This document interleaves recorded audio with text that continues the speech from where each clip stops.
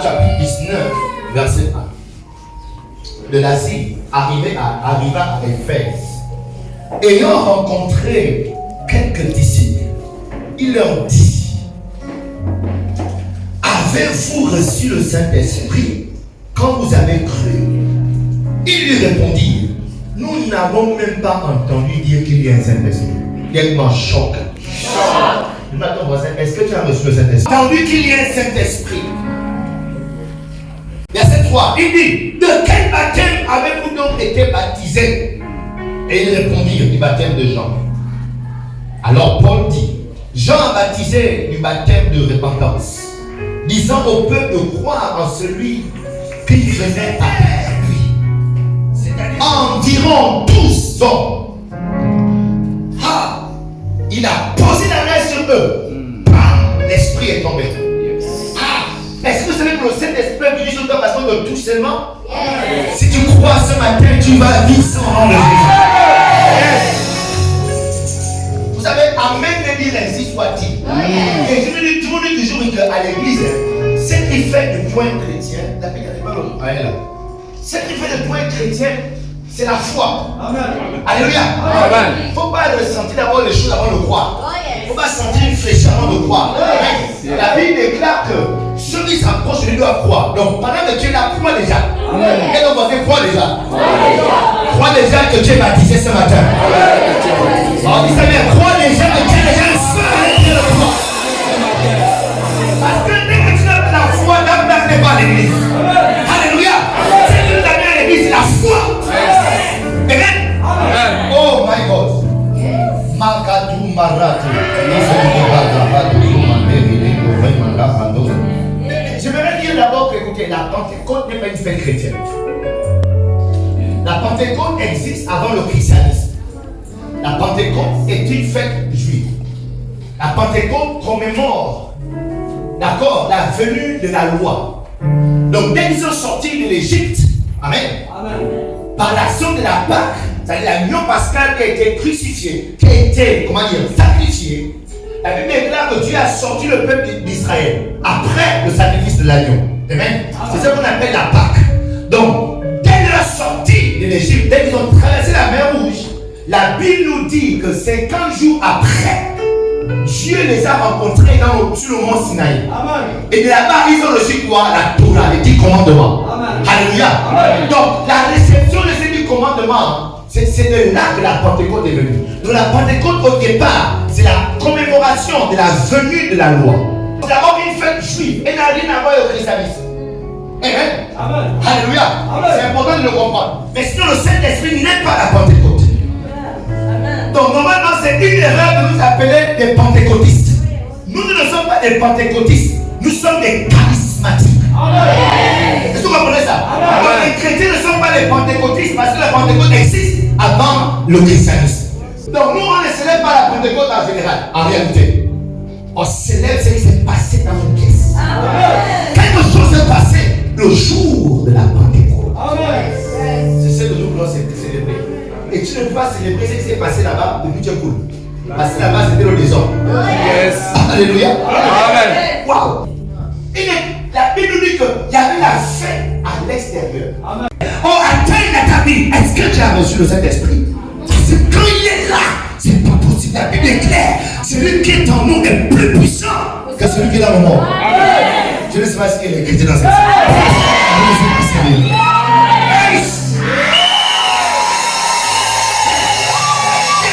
Quelle question!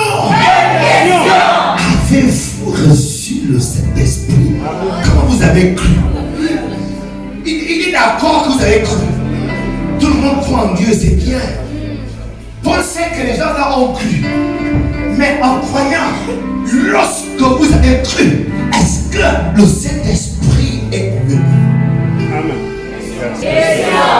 Oh! Wow. Parce que le Saint-Esprit est une identité remarquable. Oh yes. Non. Le Saint-Esprit est une influence. C'est une influence remarquable. Regardez, si vos crèmes changent votre peau, c'est pas le Saint-Esprit qui nous parle de changer. Alléluia. Eh bien, si vos crèmes crème la change vos peaux. Tu mets la crème en 3 jours, tu as changé. Écoute, la présence du Saint-Esprit, du Dieu qui a créé le ciel et la terre, dans une vie, il ne peut pas être en mouvement et la vie ne change pas. J'ai dit, ce n'est pas possible. C'est ma création en train de déclarer sur la vie de quelqu'un. Oh, je vois l'Esprit de Dieu tomber. Je vois le Saint-Esprit se mouvoir ce matin dans ta vie. Par le nom de Jésus. C'était pas normal que ce mouvement, ces choses devaient changer la loi. C'était un juif, il faisait partie de ceux qui gardaient la loi. Jusqu'aujourd'hui, il y a des juifs qui ne croient pas que Jésus-Christ est Dieu. Les juifs, jusqu'aujourd'hui. Et il faisait partie de ces personnes qui ne croyaient pas. Donc du coup, il combattait ces chrétiens, ce nouveau mouvement. Au point où il rentrait dans les maisons pour les enfermer. Certains avaient été tués comme Étienne. Alors que Paul était là pour attester que ce gars doit mourir parce qu'il crée le désordre. Amen.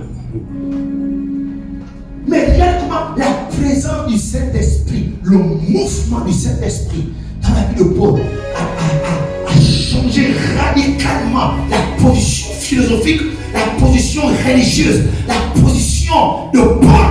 Il a changé. Il est devenu un combattant de Jésus-Christ. Amen. Vous comprenez pas ça? Amen. Amen là. Alléluia. Amen.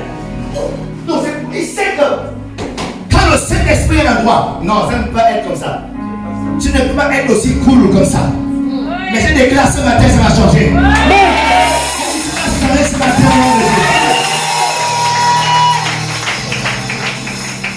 bon, Paul ne dit pas, est-ce que tu vas à l'église?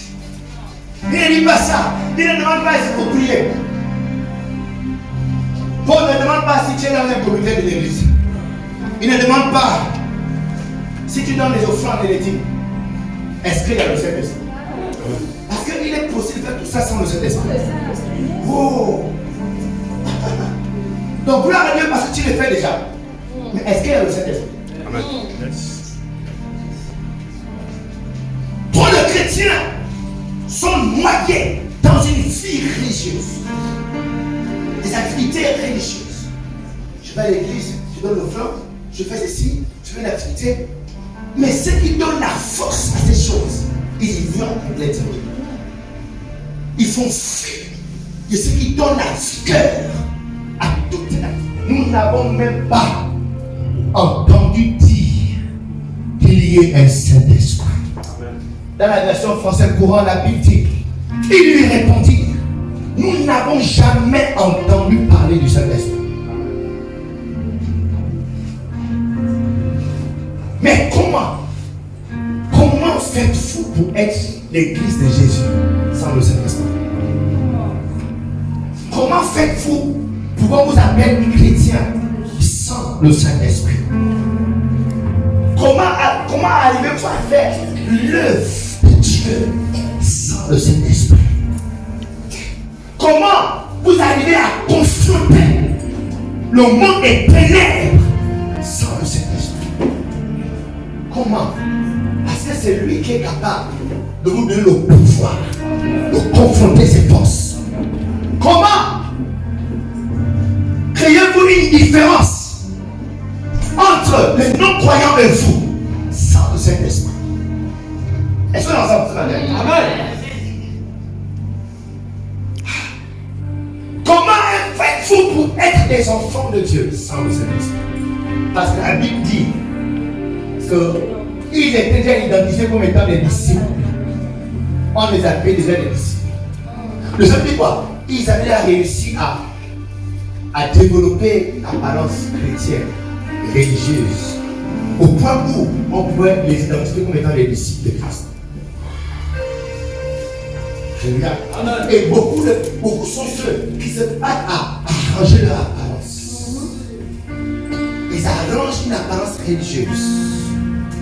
Ils arrangent une apparence extérieure. Mais réunion, c'est qui en fait la force. Ils réunissent, c'est qui en fait la force. Et ce matin, je suis venu changer ça par la grâce de Dieu. Moi et ta foi, ce matin, on met fin à cette chose. 1 Corinthiens 12, verset 1, la Bible dit quoi? Pour ce qui concerne les dons spirituels, je ne veux pas faire que vous soyez dans l'ignorance. Ne soyez pas en Christ et vous êtes ignorant de ce qui est le précieux, ce qui fait de nous les chrétiens. Alléluia. S'il vous plaît. Pourquoi? Parce que l'ignorance va vous amener à échouer votre chrétienté. L'ignorance de ces choses, vous serez sujet aux tromperies. La plupart des derniers, des faux prophètes qui vont s'élever dans les derniers temps. Alléluia. Amen. Des faux hommes de Dieu qui vont s'élever. Et ils vont détourner un grand nombre. Ils vont détourner ceux qui sont ignorants. Yes. Ça a été clair. Ceux qui connaissent leur Dieu agiront avec fermeté.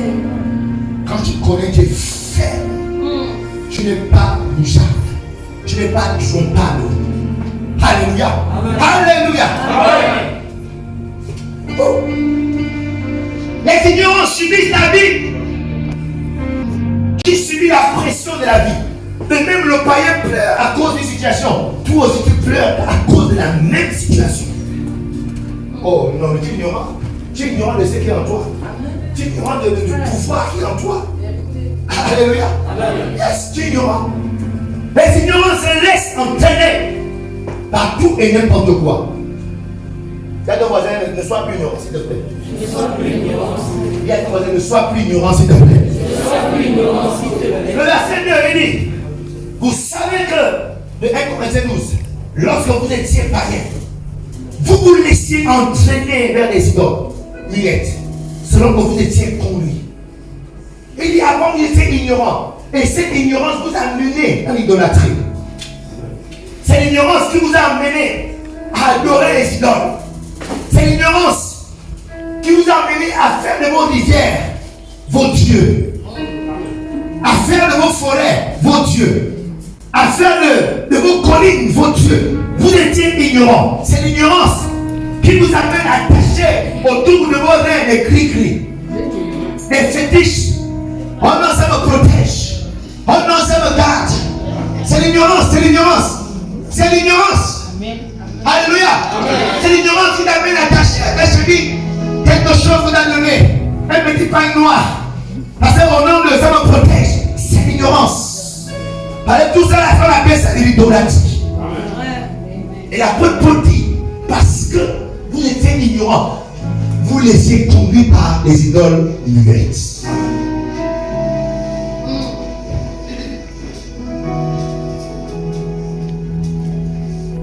Dans verset 23, la Bible dit que Paul, en parcourant la ville et en considérant les objets qu'il voyait, des dévotions, il était dans la ville d'Athènes. Les Athéniens étaient un hôtel sur lequel vous avez inscrit à un Dieu inconnu. Donc le Dieu inconnu que vous adorez sans connaître, c'est le Dieu là que vous prêchez. Alléluia. Apparemment, suite à cela, apparemment, c'est possible de servir Dieu sans le connaître.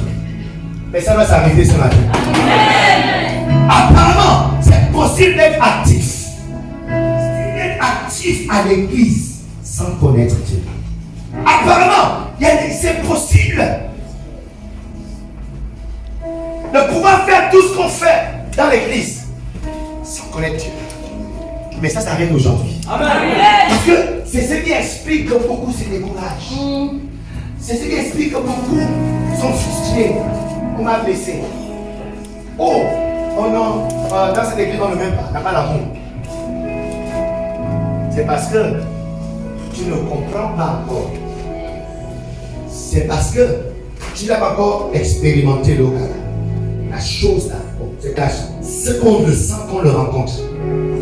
Non, c'est pas elle. Tu n'as pas encore fait cette expérience. Alléluia. Amen. Yes. Beaucoup se découragent. C'est pourquoi beaucoup quittent facilement les assemblées. Quittent facilement leurs engagements, facilement du jour au lendemain.